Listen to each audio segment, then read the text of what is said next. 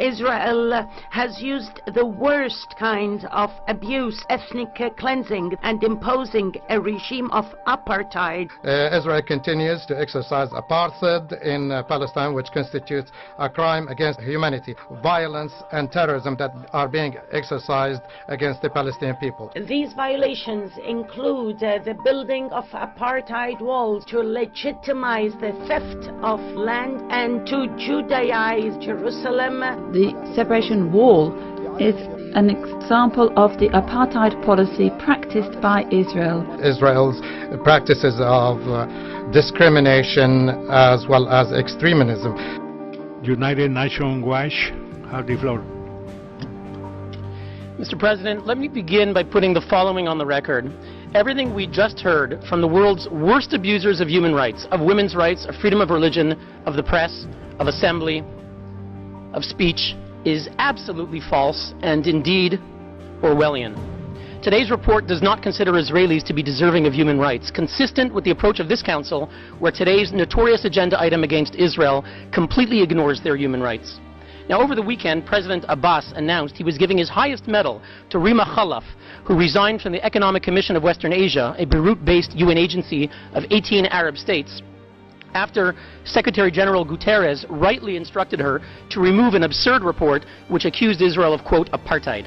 Mr. President, why is Mr. Abbas celebrating a report written by the notorious Richard Falk after his own Palestinian mission here tried in 2010 to remove Mr. Falk on the basis that he was, quote, a partisan of Hamas, as we know from WikiLeaks? The accusation against Israel is absurd. Israel's 1.5 million Arabs...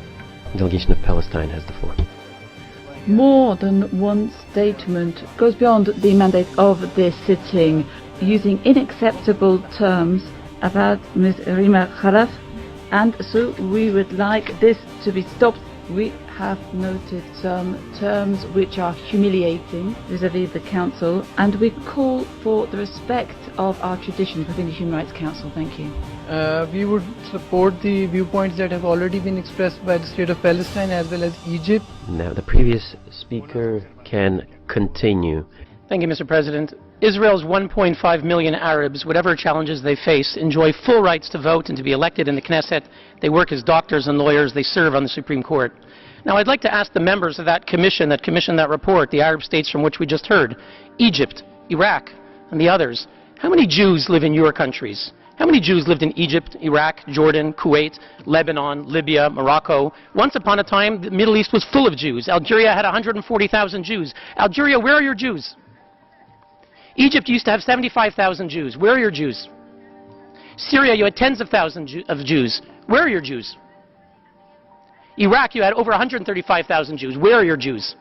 Mr. President, where is the real apartheid? Why is there a UN commission on the Middle East that does not include Israel?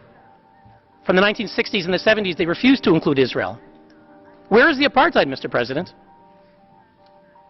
Mr. President, why are we meeting today on an agenda item singling out only one state, the Jewish state, for targeting? Where is the apartheid, Mr. President?